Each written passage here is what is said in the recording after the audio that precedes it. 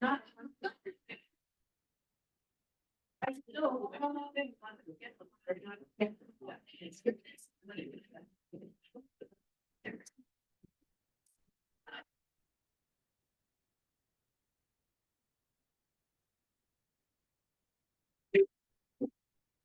Yeah.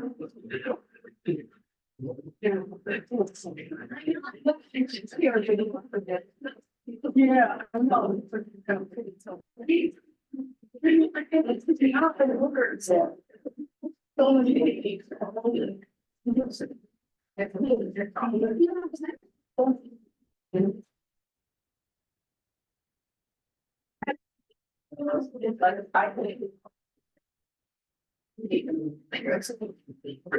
Oh, you were so nice.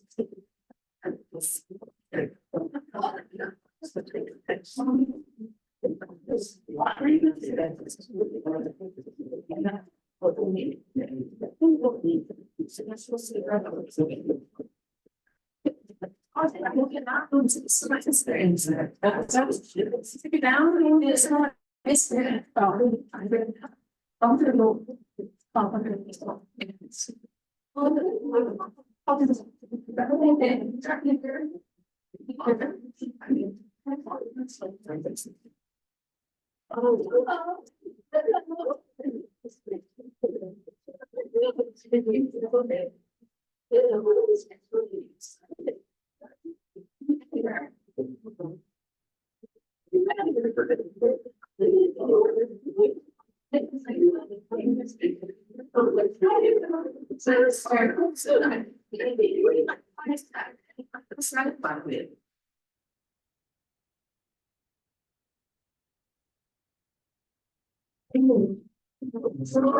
Writing.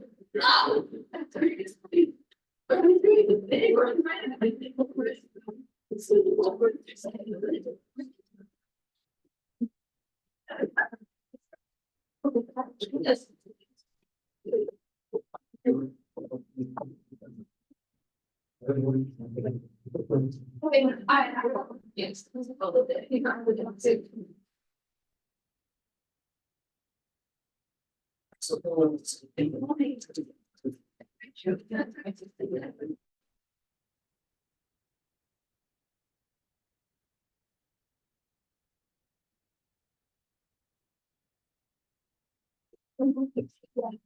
I was telling me about that's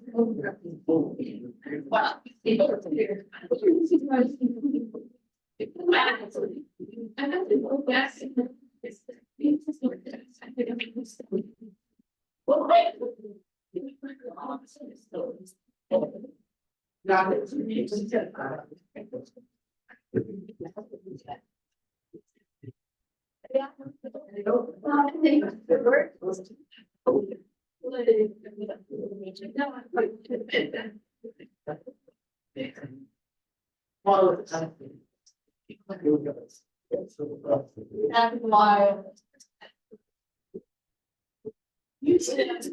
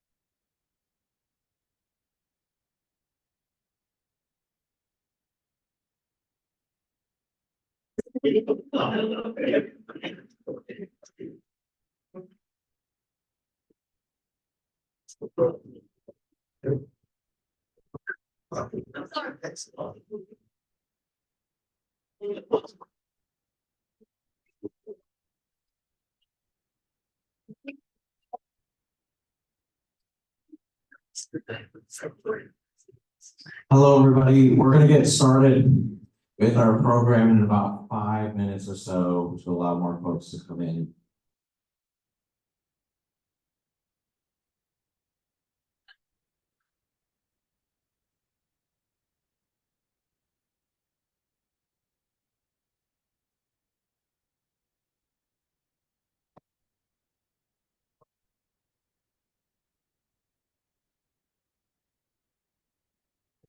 All right, anything is scary.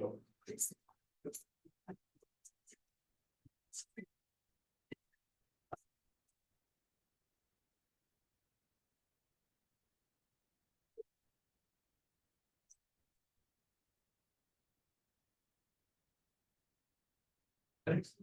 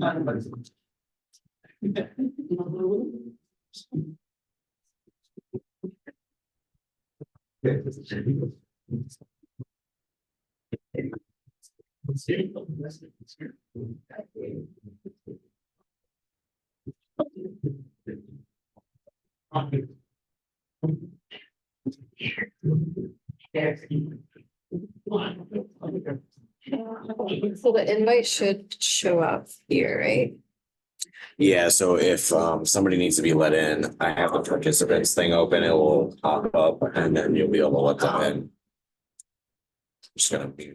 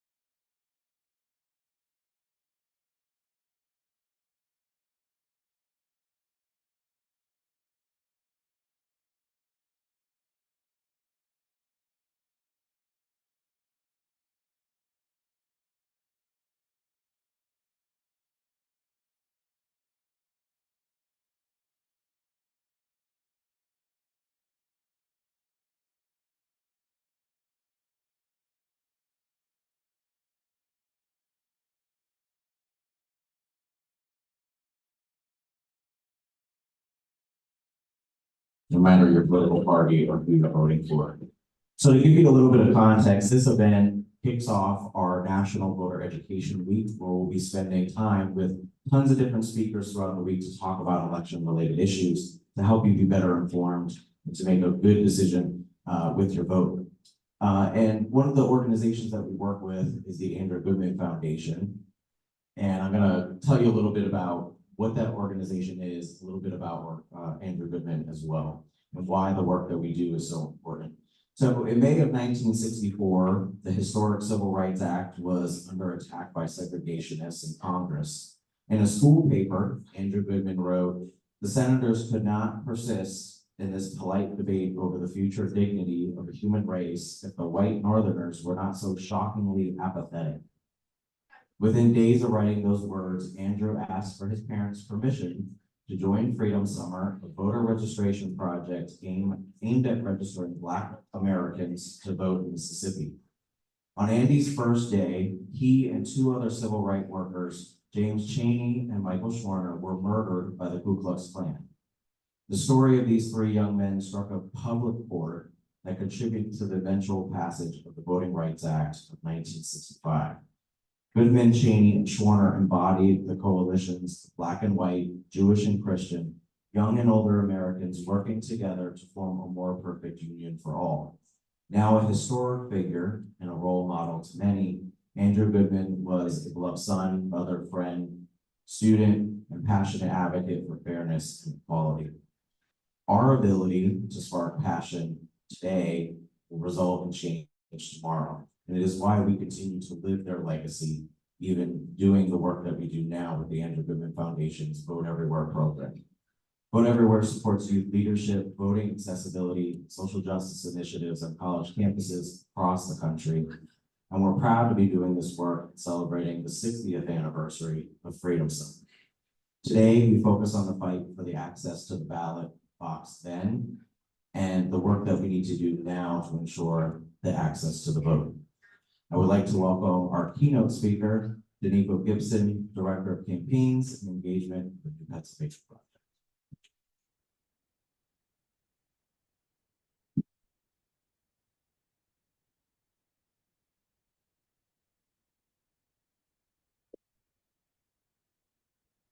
Morning.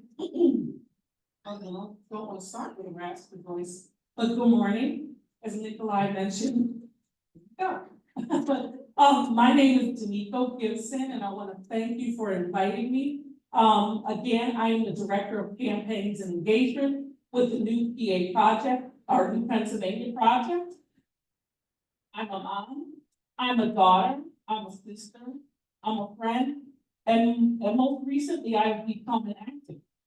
I never saw myself as a keynote speaker, but after today, I can add that to my list. I have you all to thank for that. I am more of a person to have two-way conversation about the world that we live in and where we are today. And so my first question is, where are we today? Well, we are celebrating the 60th anniversary of Freedom Summer. And when we talk about Freedom Summer, we have to first define what freedom is.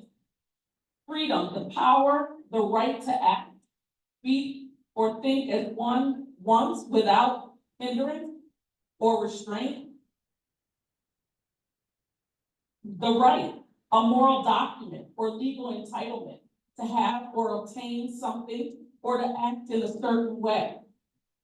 So my mother was born in Canton, Mississippi, and she often talked about picking cotton, and you hear these stories all the time, and her having a drink from segregated water fountains.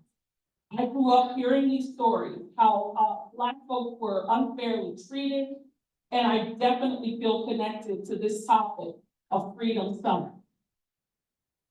The Freedom Summer 1964 campaign was a voter education and registration that was organized by groups including the Congress of Racial Equity and the Student Nonviolent Coalition, which often is referred to as SNCC. In the summer of 1964, more than 1,000 volunteers and activists went to Mississippi to register Black voters who were denied access to the ballot. Freedom Summer volunteers included college students, teachers, clergy, lawyers, activists who attended training. And so when I think about our staff, we talk about trainings back then, and that our staff, we spend a lot of time training them to be able to do this work, to go into schools and colleges and churches and being able to provide civic engagement, civic education, and being able to provide information that folks need so they can get out and vote. And so the purpose of Freedom Summer was the 1964 voter registration drive aimed at increasing the number of registered Black voters in Mississippi. Over 700 mostly white volunteers joined African Americans in Mississippi to fight against voter intimidation and discrimination at the poll. By one account, during the Mississippi summer, there were 80 civil rights workers beaten, 1,000 arrests, 30 Black homes and businesses burned, 4 project workers killed. Now imagine being able to just go out and do what we do, our staff do on a daily basis, and having to face being targeted, being killed, being beaten, and simply for registering folks to vote. And we want to make sure, as we're celebrating the 60th year anniversary, that we don't have those problems. But certainly, as an organization, we worry about them. There are times that we go out and folks are yelling at us and they're screaming at us, and they don't feel like we should be there. And so often it makes us think, how far have we come if we're still experiencing some of those issues? And so I'm going to share a video with you. I was a little clip. I was on Lincoln University's college campus. It was homecoming weekend, and we were registering students to vote. And great grandmother was there with her student, or with her great grandchild, and she shared this information with us.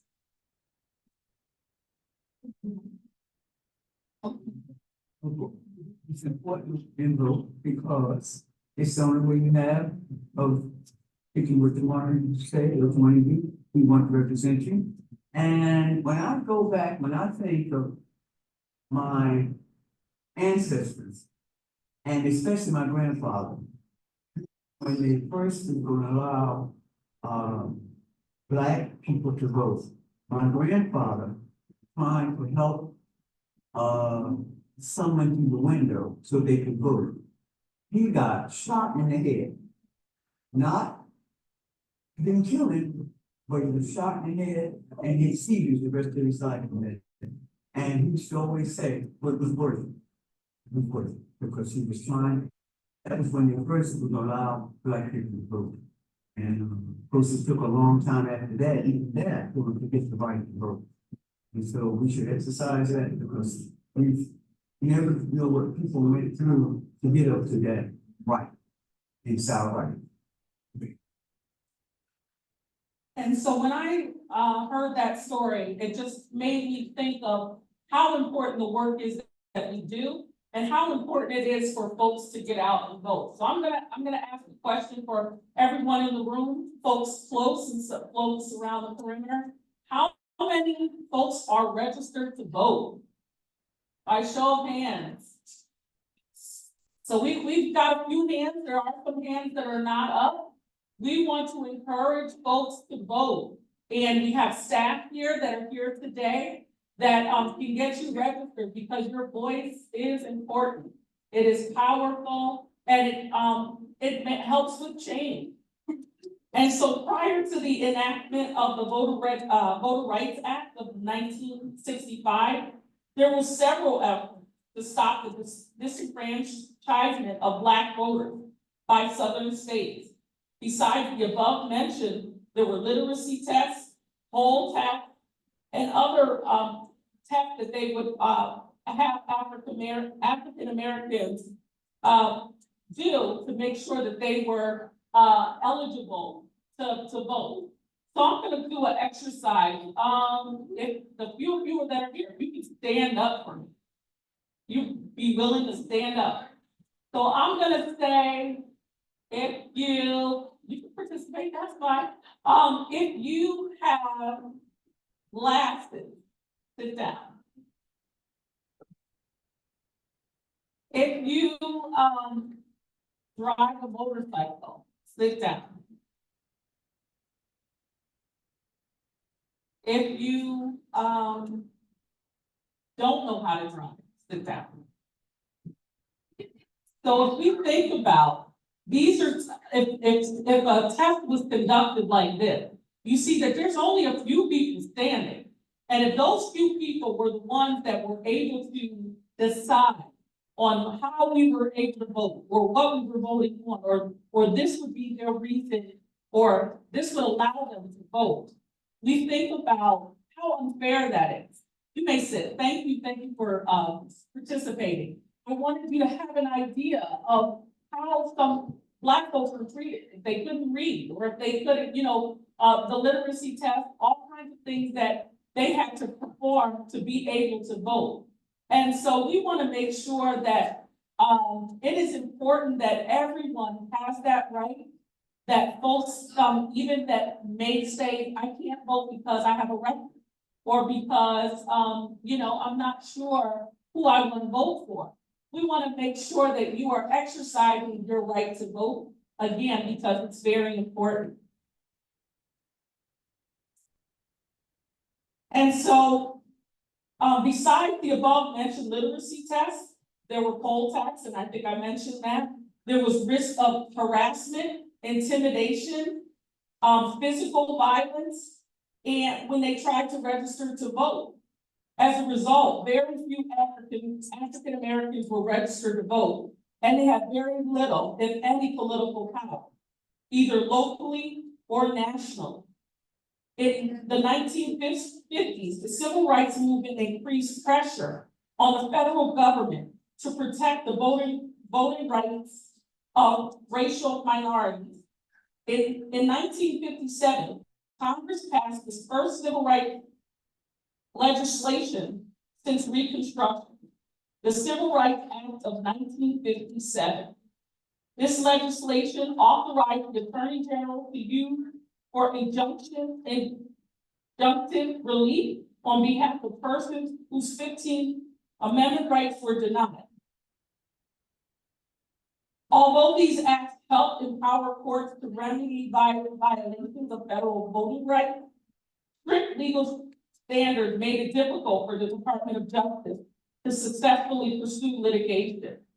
For example, to win a discrimination lawsuit against the state that maintained a literacy test, the department needs to prove that the rejected voter registration applications of racial minorities were comparable and accepted applications of white. And so many times we see that as we are registering folks to vote, if there are things that they're leaving off, maybe their signature is not there, or a date is missing, that is grounds to kind of throw out those applications. And so we as an organization have been fighting and joining forces with other organizations to make sure that we are fighting for the right of everyone to be able to vote, especially folks who may not really understand the process, who may not fill out the ballot perfectly, but to be able to have their ballot and their voice heard. Between 1957 and 1964, the African American voter registration rate in the South increased only marginally, even though the department litigated 71 voting rights lawsuits. Efforts to stop the disenfranchisement by the southern states have achieved only modest success over and in some areas, and have provided almost entirely ineffectual because the Department of Justice efforts to eliminate discriminatory election practices by litigation.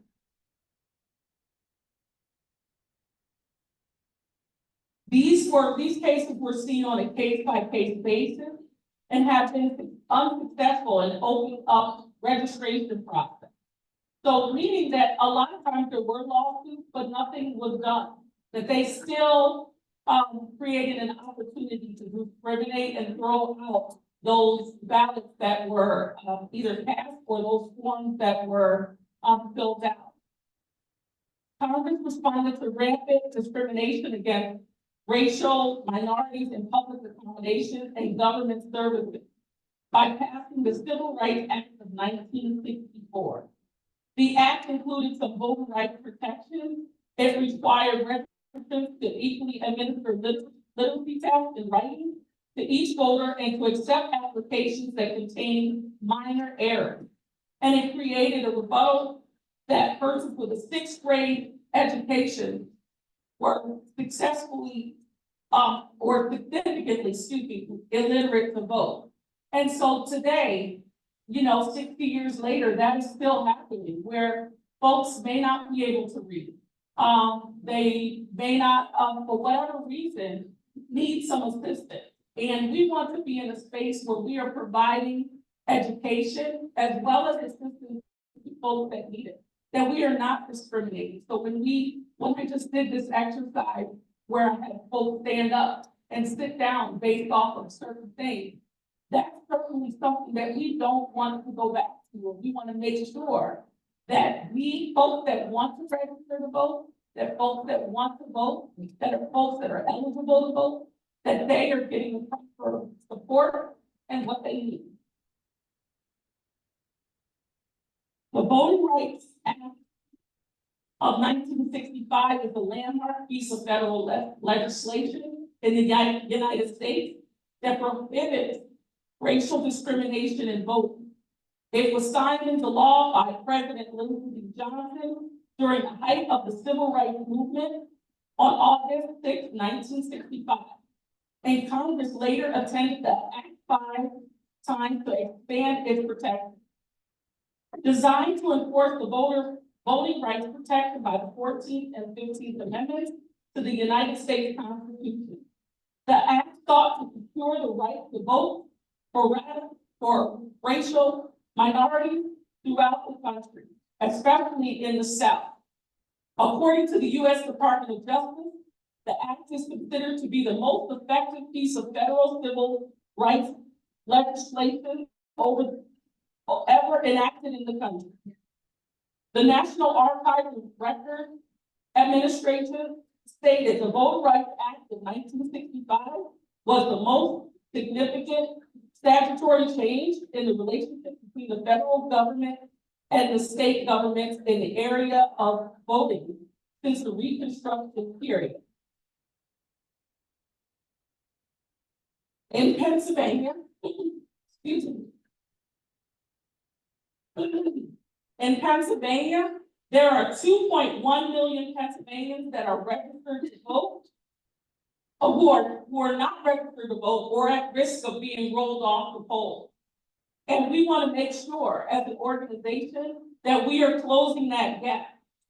The New Pennsylvania Project is a voting rights organization with a year-round primary focus on voter registration, civic education, and mobilization.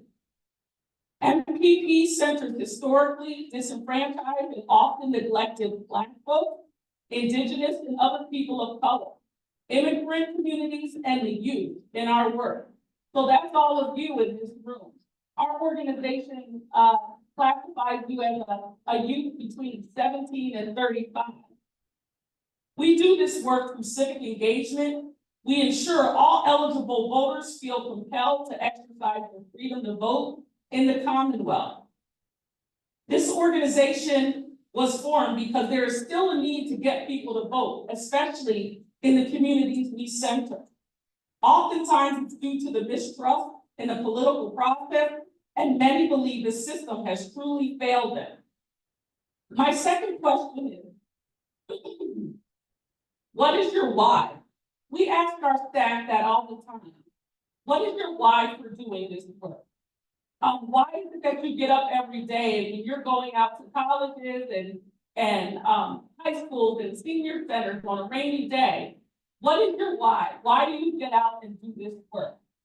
And for me, my why is that I look at my daughter and I want to make sure as we 60 years later, that she has the rights that are important, or that I'm fighting for her rights because she's not old enough to vote. And that I want to make sure that her voice is heard and that I am fighting for a fair and just world for her to live in.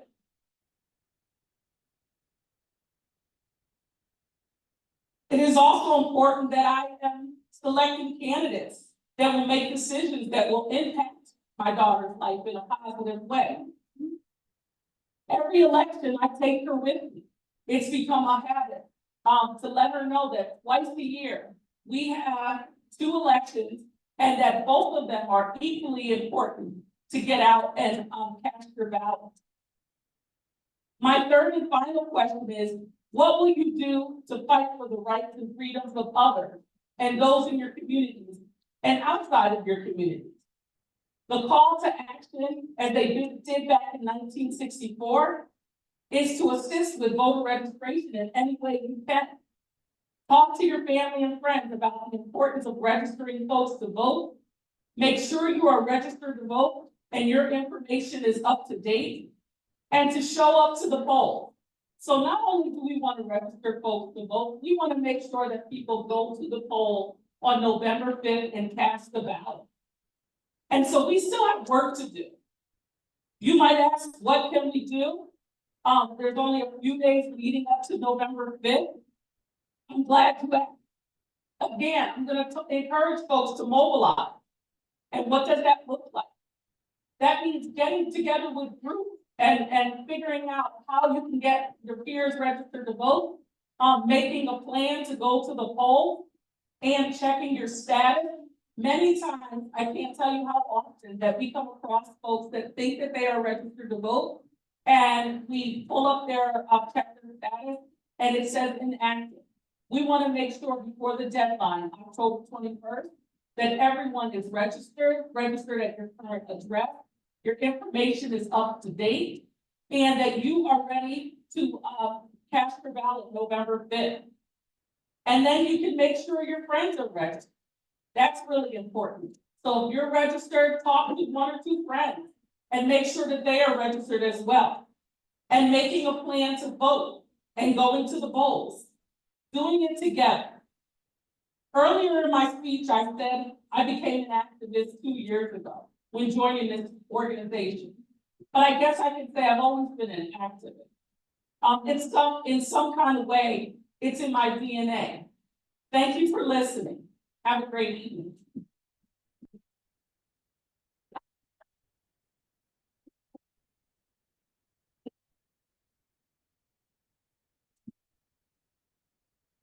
Thank you so much, Dyneco. Really appreciate those words and insights. You know, as we talk about Freedom Summer, the 60th anniversary, and also the work that we still have to do to make sure people have equal rights and access to the ballot box. And you know, sometimes I think we always have these conversations as people who do this voter registration works. And sometimes it seems cliche to say every election is important, but it really is. And I'll actually quote the executive director of the Pennsylvania Project. You know, you might not be into politics, but politics is certainly into you.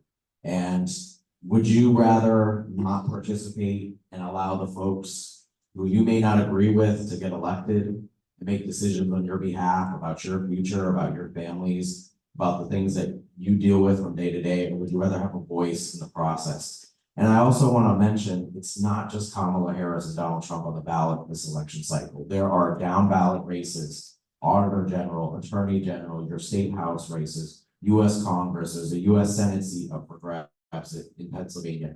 You want to make sure that you're paying attention to these races, because there's some folks who run for office who are counting on you to be disillusioned, to not go to the polls, so it's easier for them to get those seats, be in office. Because when no one's paying attention, one sees what you're doing behind the scenes.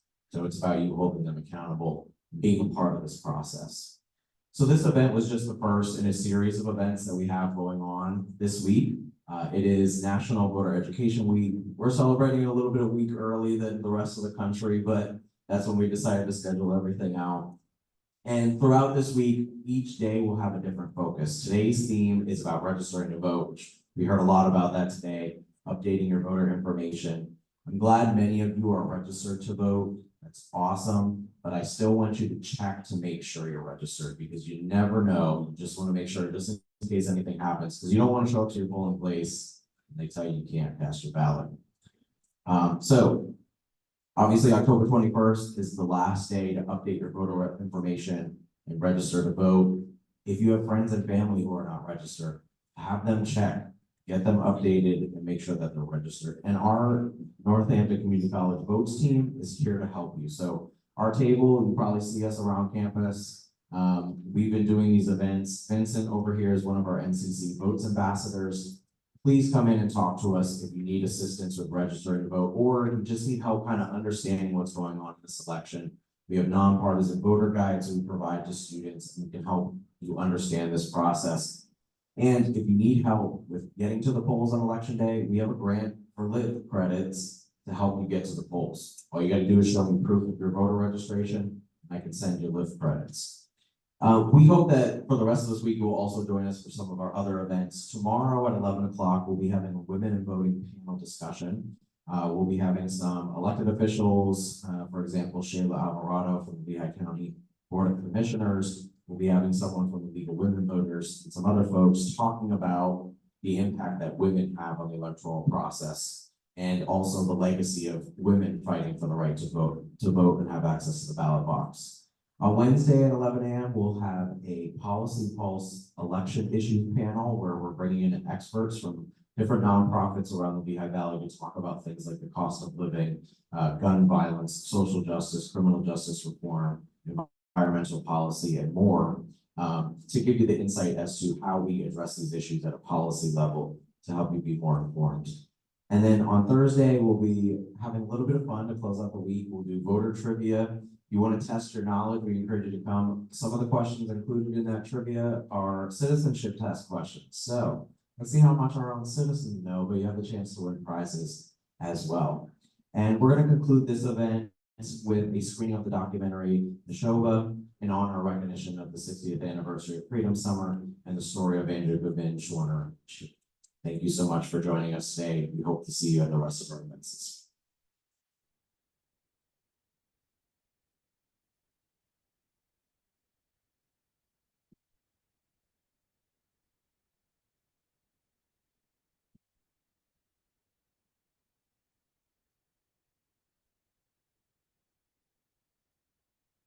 Not anyone you know. Okay. No, I said.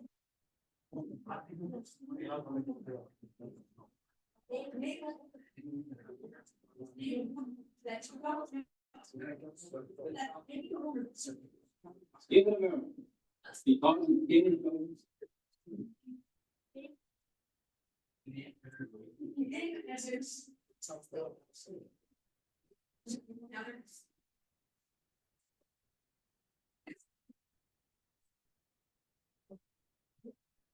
Thank you so much. Thank you.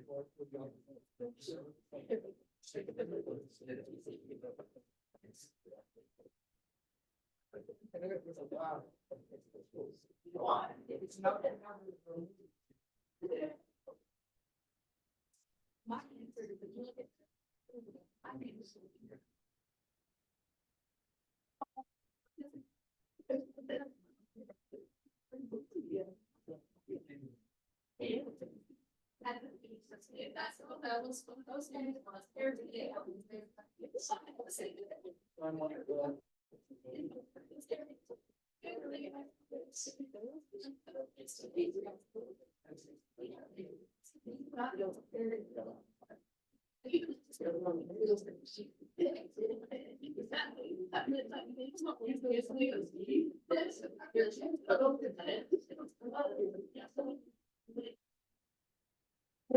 You know, there's one issue.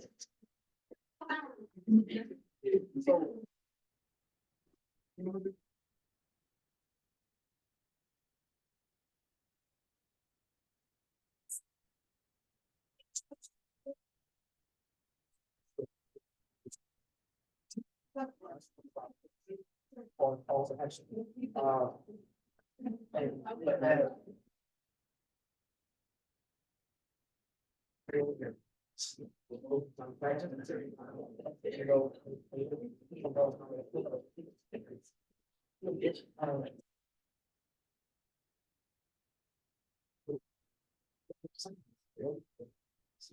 it in.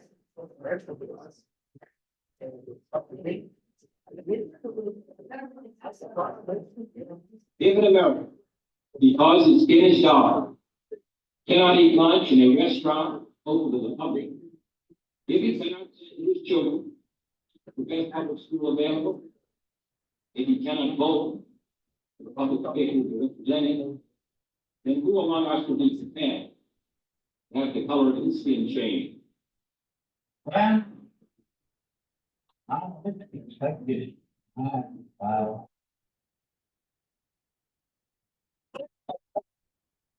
Very angry at the crazy, you don't pay the niggas majors, it's transmission on education. You gotta get paid, that's all.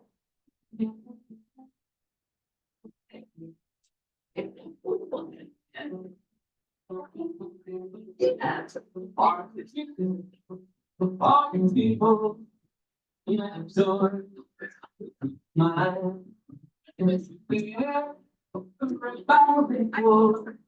Everybody doing fine. Looking so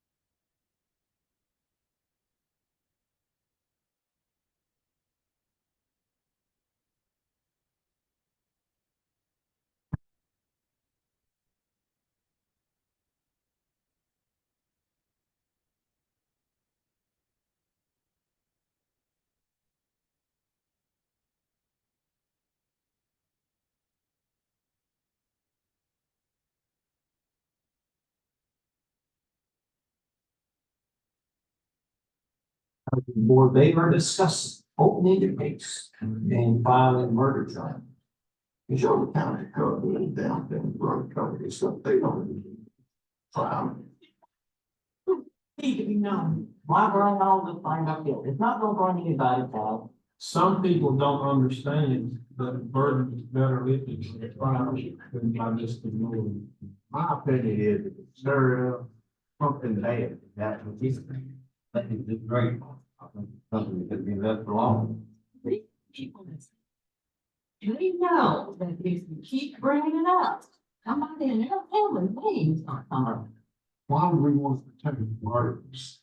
This sheriffs, they murder American patriots. It's not about the game. This is about the image of Neshoba County. I'm going down the beat. Oh, I'm going down the road. And I'm never seeing again. Remember that I have to go. Remember that I have to go. About 200 civil rights workers arrived in Mississippi to begin a summer-long campaign. They were trained for it on a college campus in Ohio. This week, many of these volunteers is being taught what to expect in Mississippi and how to cope. We will taught how nonviolent these detective judges will attack. And, face the real situation of the courthouse. We also want to like the playing the mob, the police affairs, and calling out all the people living in the level. There is some mystery and some fear concerning 3 of the civil rights workers, 2 whites from New York City and a Negro from Mississippi. Police say they arrested the 3 men for speeding yesterday, but released them after they posted bond, not being heard from since. First, the known facts. James Cheney, Andrew Goodman, and Michael Swerter went to Mississippi to help register media and vote. Cheney, a 20-year-old Mississippian, was a veteran of the civil rights movement in his home state. He assisted in the training. Goodman, while a New York college student, had never participated in the civil rights movement, but a friend says Goodman could never understand how some people could be so lacking in compassion. Schwerner, 24, a seasoned New York social worker, left Mississippi, where he had worked since January, to assist in the training school in Oxford, Ohio. This last week has been painful for the families of Cheney, Goodman, and Schwerner. Bill Ryan and BT News talks to the Goodman families in their New York City.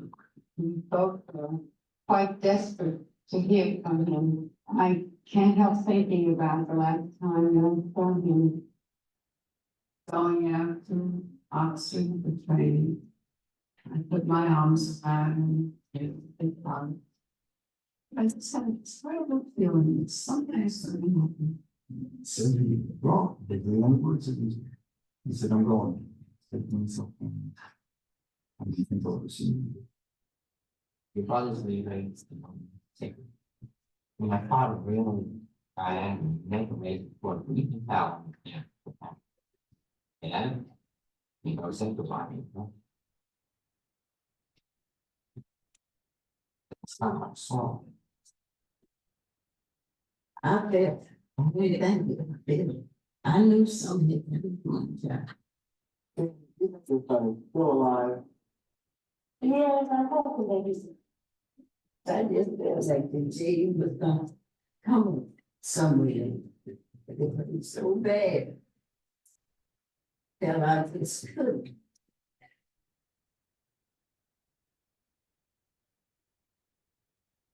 But everyone probably went for it without it, it wasn't in. Remember the one the job, because for me.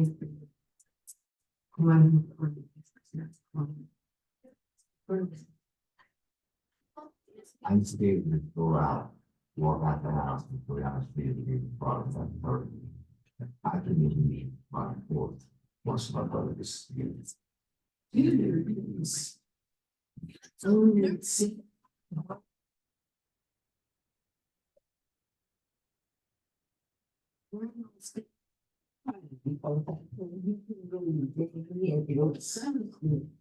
Jay said, I think I have to give you loudness. Done. He said, okay, I will. One day, maybe, 2 days. For 3 days ago, something funny. Believe that their vacation is have to want to do. If one whose job should be that of custody. The better about the need for forward. You knew me first day. Yeah, I know that he was so funny. That he was supposed to eat his. I like it. We've come out of jail on numerous occasions, talking about how he is, but the people who hate him, the people story about it. True. This is so fun. And I can't think of his body. If they ever do, they live in salt. They ever do it. Also, we don't have to. We have so the landlord of the year.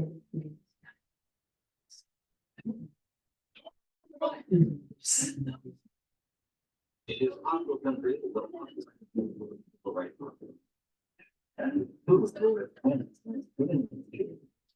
In the little bit of freedom.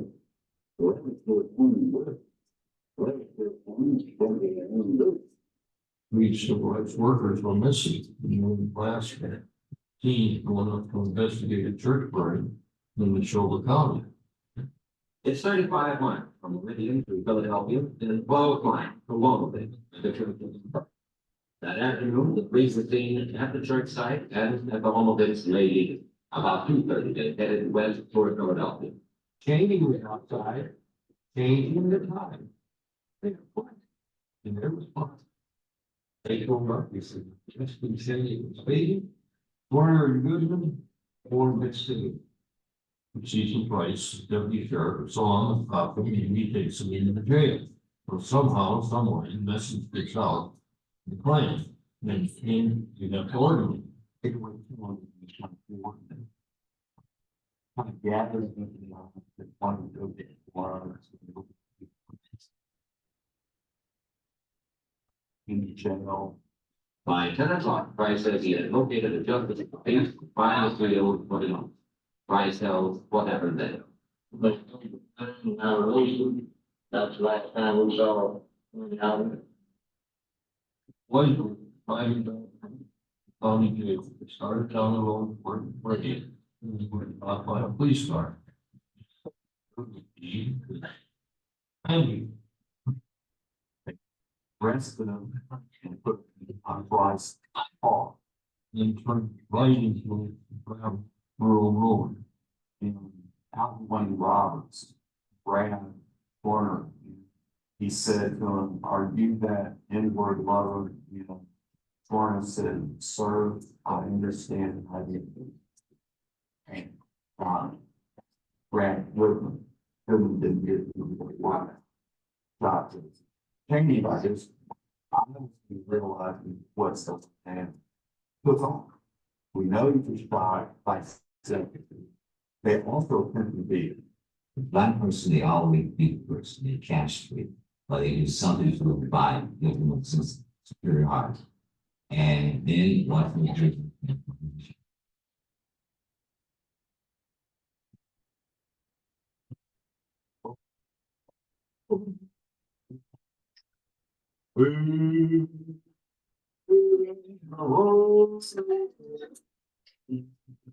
The tragedy. This country is sending. And if we new plan, we just find 2 bodies, it was really bad.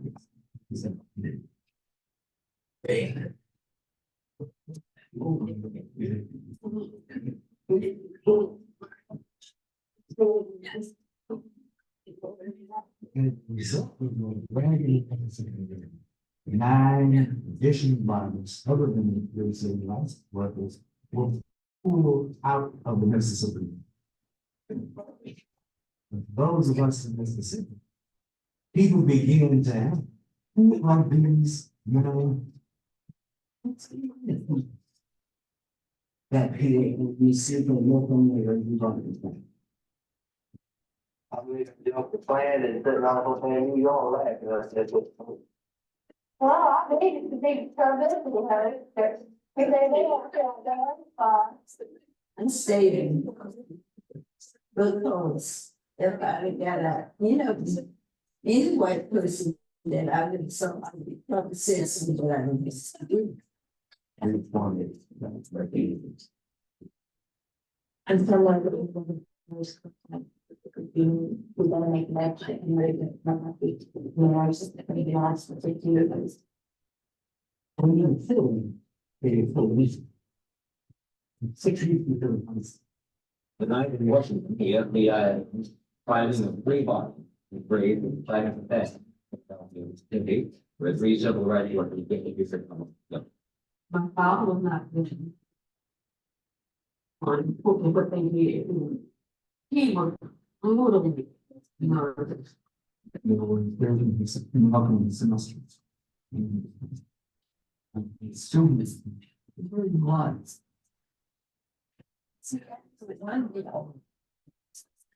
But they wouldn't.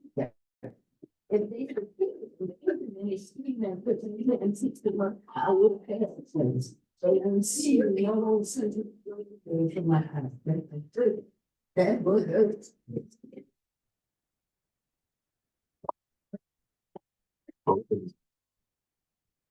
His body. There was some. Fortune.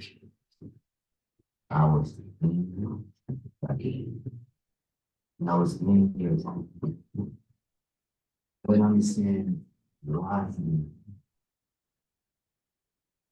That which Bob in me, waiting for that price that tomorrow we want to pay. I learned that all those parents and sons were coming back from the wars. And my son was coming back from the wars. He was a hero. He was one. Gone, and he's gone. It's like some people are not. somewhere in their body and it didn't come out.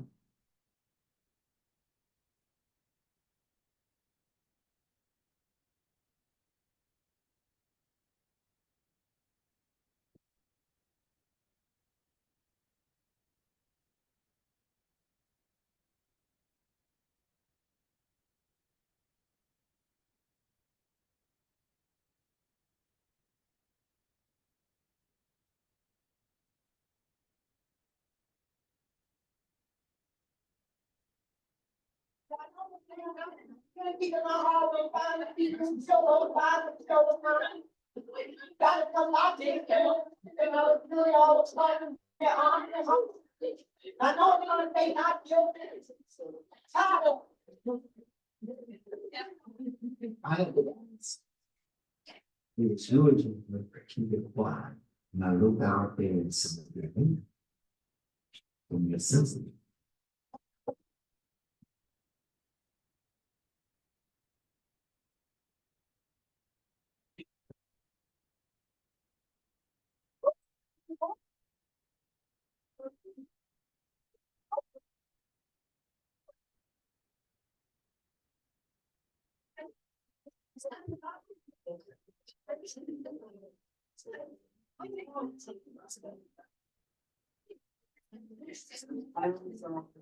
And slowly we move on. He declared a possibility that history will recall that the state of Mississippi and Mississippi Board of Mississippi did not make its legislative effort to speak together. This was the first time that the community over the state and spoke with one voice since the legal existence. And until I became a part of the coalition, I had no idea that there were one place that also wanted to. I really with justice with all of them.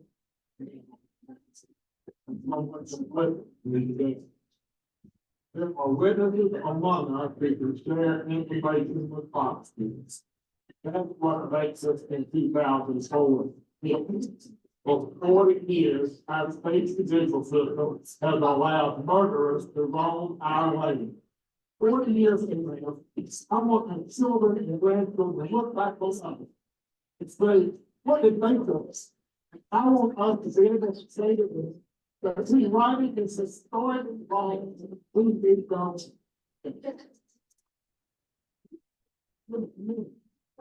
Today is only to remember this party and 4 years past. And it's also open to recognize and praise God for all the progress that has occurred. So help the good job. What is happening? I feel like the government. They're going here. Was very long, but it was about the voting. And yes, the government is very Mississippi, because he was talking about when he was talking about code words, things that we should be nice. And there are some people who thought that he didn't deserve to be on the podium. I'm one of them. Well, I wouldn't do that. I would say that, I wouldn't in any way, because it's half the country. People now to stand up and say these kind of things where it did. Racism is different now. It's subtle. They don't think about the subtleties because they do exist and you see them every day. Racism, throwing is right in every facet.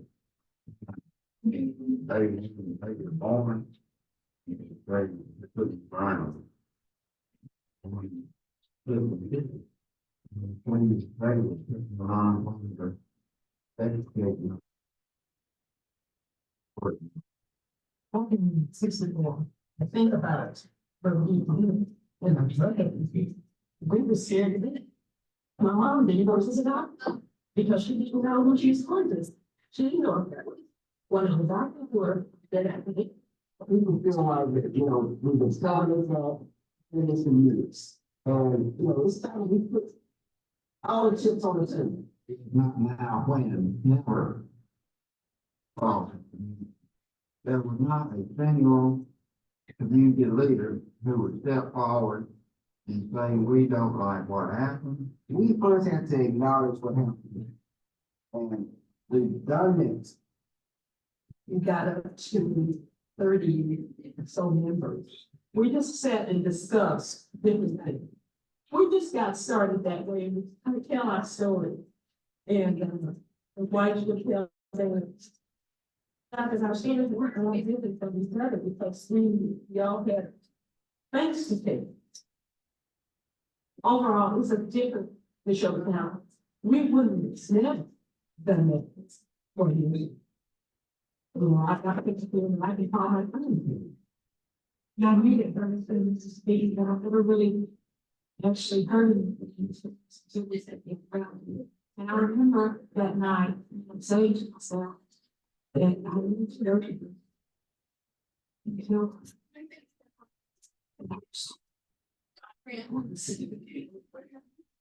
I was 9 years old.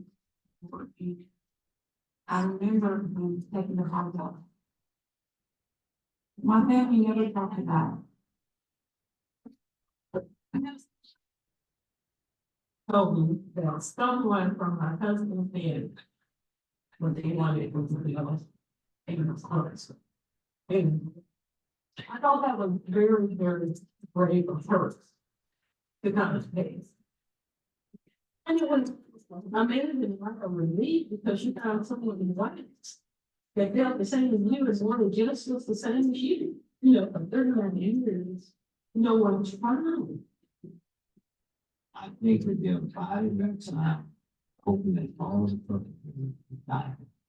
And by doing so, they would protect the names of the government, and protect the people who are on the sovereign commission and unified system. All right. Simply made. So wonderful. I would know. Very good. That's all the control much of the trouble. Vote. Citizens councils encourage violence which they themselves would not do.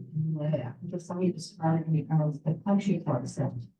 People never joined the plan. When you find fine, sometimes they agree to trouble.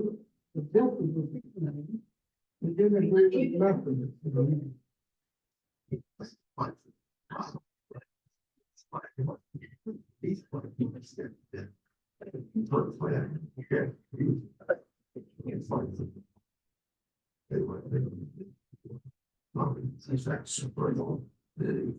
Lots of power to them there, probably supposed.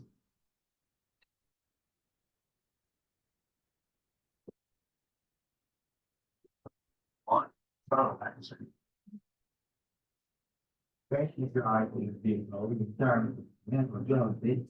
But we can't do college work, that is a high level. You might be able to pass a few courses in, landscape garden, but they can't do, work with the involved abstract thinking. And it was their to create this started and the sound sponsors that they were, that into absolutely far more overt ways of the reading of something created and encouraging the violence.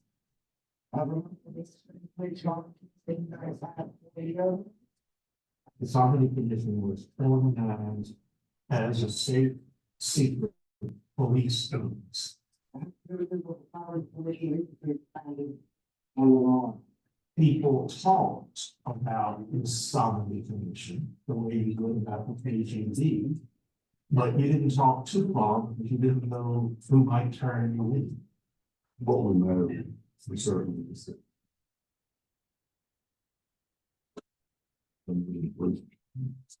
Basically, spawn.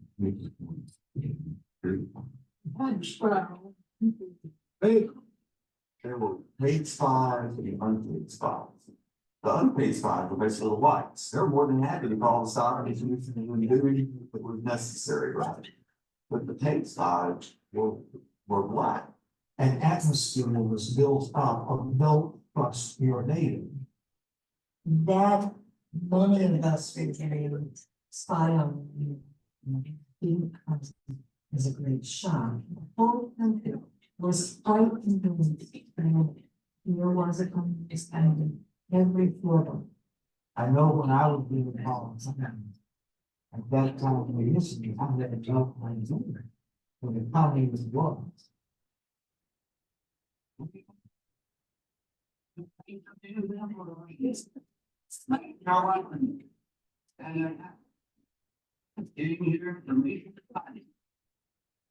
On them battles fields, right there in.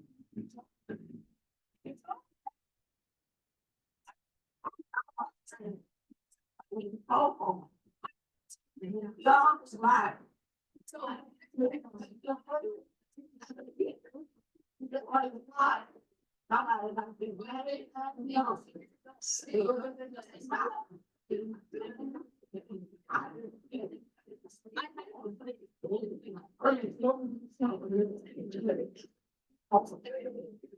One way to keep the community is giving the community. It's a school, as you look above the video. For some, you are the black, it's a black. Come up to the number of the other. Those sirens, he was equals in the street. Afraid to let words. The things of the speaks. It was one of the things that. And mom told what he speak up. She would stand for what she believes and harass or start to jail one night. If this can happen for you, once, you get like you, you don't do anything that's easy. Yeah. We really don't know how to do that. Mississippi assistant. Bible right then. And that is the Bible knows all. Or email. And the email what we described in here. Shepherd was equal policy. And everybody was very strong, they were both teachers very strong, there's some things I didn't mind to follow from. I was mostly. Proud, and it's bad. I would always thought if you go look into trouble, not only did you find it, you were supposed to find it. And they found it. And for me, it's fun. Huh? Sorry.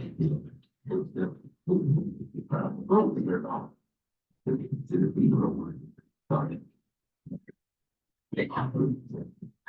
You point with your body. 35.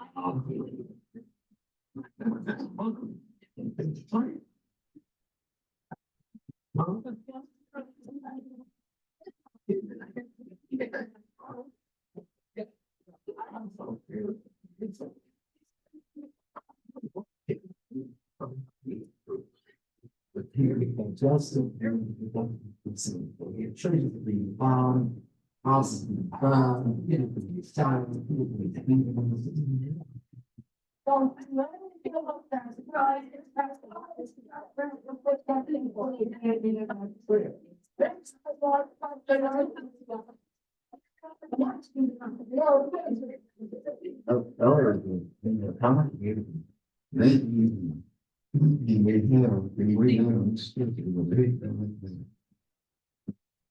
I believe it has to be a public. I just wish somebody, no matter what it would, no, someone, they would be willing to, okay, no. I mean, boys are gay. The bodies are married, they think do it and do anything. Everybody should be $80. I just don't understand.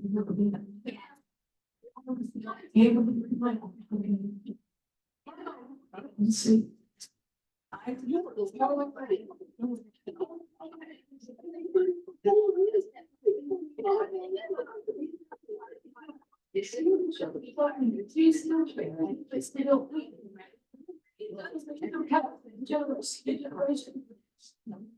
That's the reason I think it's scary.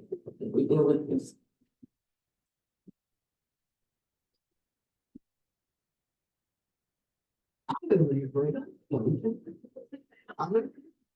If we don't believe the penalty is observable.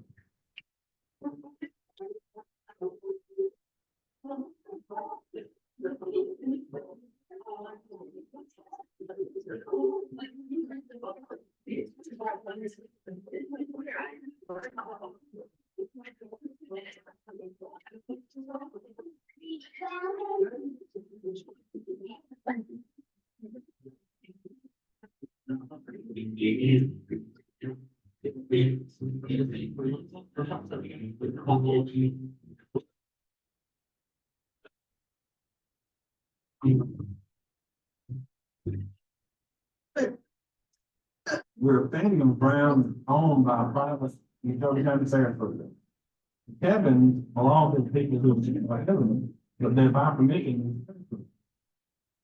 This is the equivalent of what is to be doing the first by. I can see these, this is moving by the liberty. They approved these levels definitely, because it's Steve Johnson. And I think originally that one be probably going to need to control.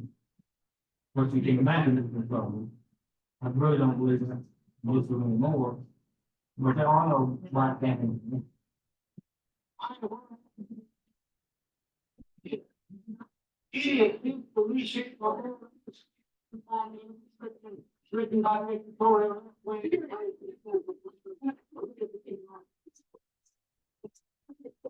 In 1963, the Neshoba County Care for Black people, it's like a place where boys, if you look at there, when you take your own being there. The only black people that was out in the field was down from working for some white person. They have those things, except for Russ. So they never remember that, and so it's not something sad, or anything further on the future. What I think the guy was saying when I was probably on the is important. Certainly, thought he did the right thing, I never seen. He did do well for it. Saw that. I think 4 years ago, I bring up that. I think it's moving along, it's going to be. What's this? It's on the down there, before they can let it come.